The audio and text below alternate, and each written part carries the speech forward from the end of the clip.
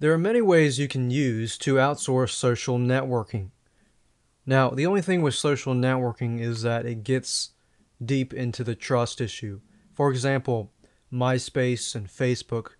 Setting up your Facebook and MySpace account can sometimes become very high maintenance as far as the issue of uploading photos, uploading videos, and maintaining it.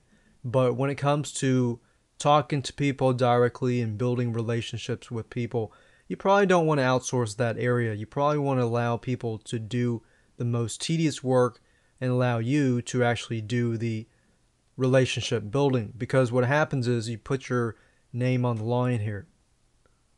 So there are things that you can outsource and there's things that you just may not want to outsource. What you need to do beforehand is figure out, okay, what takes me the most time and what can I actually do and not put my reputation on the line. Because what you're doing is when you ask people to post for you, such as putting posts on other people's Facebook walls, then what happens is you put your reputation on the line. And if somebody wants to get revenge from you for not getting paid enough, they can do that. So don't give people too much of the ability to do too much. You want to give them the ability to upload photos, upload videos, build your mailing lists. But when it comes deep down into the personal relationship, let yourself do that if you can. With that said, let me show you a site that you can use to actually use social networking to your advantage. Okay, so there is a site called squiddoempire.com. So it's squiddoempire.com. Now, if you go to the site doesn't look that fancy, but to be honest, I've used this before, and what they do is they manually go in and do several things for you. It says here that they tag your web pages to 40 top sites with high page ranks. Then they add MySpace backlinks and a lot of other things. Okay, so anyways, what I liked about this site was I had a MySpace DJ page, and it was a music page where I produce music and people come view my music. So I hired these guys to do some social networking, such as inviting people to my group, inviting people to my page.